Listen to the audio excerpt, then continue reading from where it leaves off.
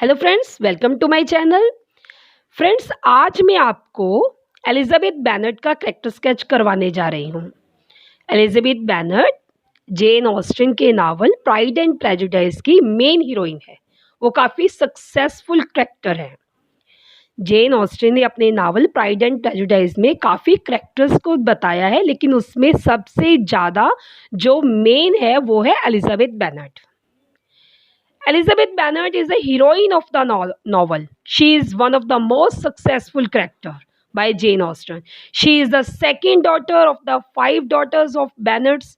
She is the most intelligent of her sister. Her relationship with Darcy passes through love-hate because of Pride and Prejudice. Their marriage ends the novel. हम इस novel में देखते हैं कि Elizabeth Bennet इस novel की heroine है। वो काफ़ी सक्सेसफुल करेक्टर है। वो सेकंड डॉटर हैं अपनी 5 जो सिस्टर में से उसकी वो सेकंड है, अपनी बेनेट फैमिली की सेकंड डॉटर हैं। मोस्ट इंटेलिजेंट हैं वो अपनी सिस्टर में से। उसका जो रिलेशनशिप है डार्सी के साथ वो लव हेट में से होकर हुआ जाता है, क्योंकि वहाँ प्राइड एंड प्रेजुडिस आ जाता है। उनकी ये जो उनका रिलेशनशिप है वो उनकी मैरिज तक आकर ख़त्म हो जाता है। There marriage and the novel. When Elizabeth first meets with Darcy, she sees him as a proud man, but later she feels that Darcy was not a proud man. She is extremely witty and humorous. अब इस novel में हम देखते हैं कि जब ये novel शुरू होता है, जब उसकी डार्सी के साथ फर्स्ट मीटिंग होती है, तो उसे डार्सी की बातों से ऐसा लगता है कि जो डार्सी है ना बहुत ही काफ़ी प्राउड है। लेकिन बाद में जैसे जैसे वो डार्सी को जानती है, जैसे जैसे उसको समझती है, वो कहते हैं कि नहीं, ये प्राउड मैन नहीं है, ये काफ़ी अच्छा इंसान है, क्योंकि वो काफ़ी समझदार है। Elizabeth is her father favourite daughter and she always share everything with her father. She shares to her father about her feelings with Darcy because she can't cheat her family.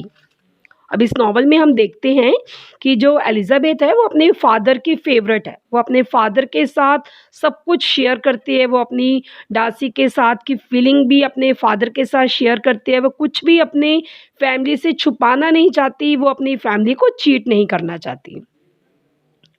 अब इस नॉवल में हम देखते हैं कि Elizabeth is a keen observer of men and things, but we never forget her early prejudice against Darcy. Wickham uses Elizabeth to blacken Darcy's character. Elizabeth is highly impressed by Wickham's lifestyle. He even spread falsehood about Darcy. अब इस novel में हम देखते हैं कि जो Elizabeth है ना, वो वैसे तो काफ़ी अच्छे से लोगों को पहचान जाती है, लेकिन हमें ये नहीं भूलना चाहिए कि उसने पहले डार्सी को अपनी प्रेजुडिस के कारण उसे अच्छे से नहीं पहचाना। या हम ये कह सकते हैं कि जो विक्रम है वो एलिजाबेथ को डार्सी के खिलाफ उसको गलत कहता है, जो एलिजाबेथ सच मान लेती है, क्योंकि वो विक्रम की लाइफस्टाइल से काफ़ी प्रभावित है। वो उसकी झूठ की बातों को सच मान लेती है। Elizabeth easily believe all that is spoken by him. जो भी विक्रम बोलता है एलिजाबेथ उसे ईजली बिलीव कर लेती है। But when she realizes the truth of statement and feels ashamed of her conduct toward Darcy. लेकिन जैसे ही उसे पता चलता है विक्रम के बारे में कि विक्रम ने ये सब कुछ झूठ कहा है डार्सी के बारे में, तो उसे काफ़ी बुरा लगता है और वो अपनी इस बात पर काफ़ी शर्मिंदा भी होती है। She comes to learn that Wickham is a rascal. अब उसे लगता है कि ये सब कुछ जो गलत हुआ है ये विक्रम की वजह से हुआ है, डार्सी ने इसमें कुछ नहीं किया। Elizabeth had a great moral courage. She had two offers of the she has two offers of marriage, one from Mr. Collins and the other from Mr. Darcy. अब इस नॉवल में हम उसकी एक करैक्टर की एक खूबी ये भी देखते हैं कि एलिजाबेथ को अपने आप पर काफ़ी विश्वास है। वो काफ़ी निडर है। उससे 2 मैरिज के ऑफर आते हैं, एक मिस्टर कॉलिन्स की ओर से और एक मिस्टर डार्सी की ओर से। अब हर family connection are very low. अब उसे पता है कि उसके फैमिली जो कनेक्शन है वो काफ़ी कमज़ोर हैं। She is not sure of getting any good offer of marriage in the future.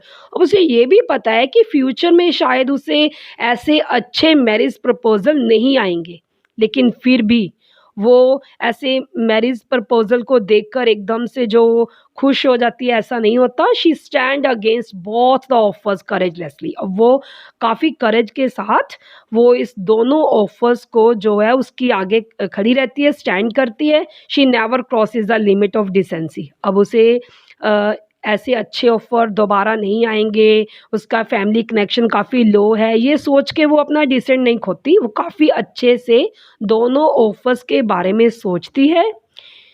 In spite of her mistake in misjudging Wickham and Darcy, Elizabeth is usually right about people. अब हम ये नहीं कह सकते कि उसने विक्रम और डार्सी को समझने में जो गलती की है, मिसजजिंग उससे उन्हें किया है, कि उसका जो लोगों को सोचने का तरीका है वो गलत है। फिर भी जो अ एलिज़ाबेथ है वो लोगों को काफ़ी अच्छे से समझ लेती है। For example, she quickly identified Mr. Colin as a fool and Lady Catherine as a cruel.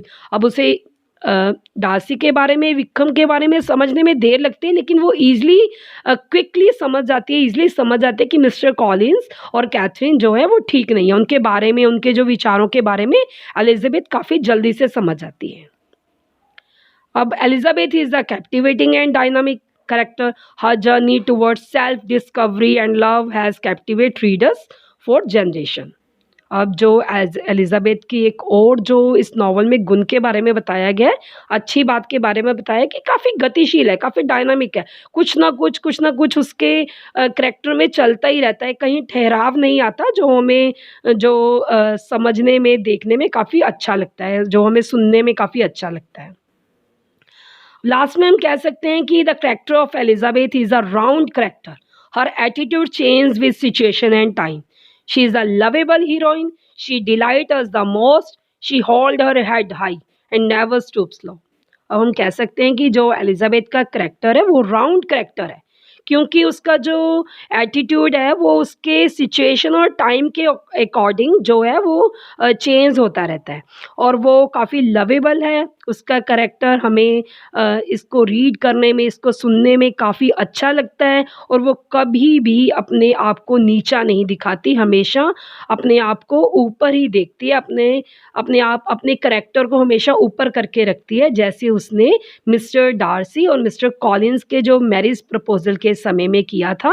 उसने काफ़ी डिसेंट होकर इन दोनों प्रपोज़ल के बारे में सोचा था, और लास्ट में जो ये नॉवल है, ये मिस्टर डार्सी और एलिज़ाबेथ की मैरिज के साथ ही ख़त्म हो जाता है। इससे हमें पता चलता है कि प्राइड एंड प्रेजुडिस नॉवल में एलिज़ाबेथ बेनेट है, वो मेन हीरोइन है, उसके आस-पास ही ये पूरा नॉवल घूमता है। वो काफ़ी इंटेलिजेंट है, काफ़ी विटी है, काफ़ी समझदार है, वो लोगों को समझने में काफ़ी ठीक है। कभी-कभी उससे 1-2 बार गलती हुई नॉवल में विक्रम और डार्सी को समझने में, लेकिन बाद में हमें लेडी कैथरीन और मिस्टर कॉलिन को समझने में उसने क्विकली उसको समझा, और उसने अपने फादर के साथ सब कुछ शेयर किया। अपने फादर के साथ वो अपनी फीलिंग शेयर करती है, वो अपनी फैमिली को आगे लेकर चलती है, इसलिए अपनी फैमिली के साथ सब कुछ शेयर करते हैं, उन्हें चीट नहीं करना चाहती। इस नॉवल में एलिज़ाबेथ बेनेट एक मेन कैरेक्टर है। Thank you.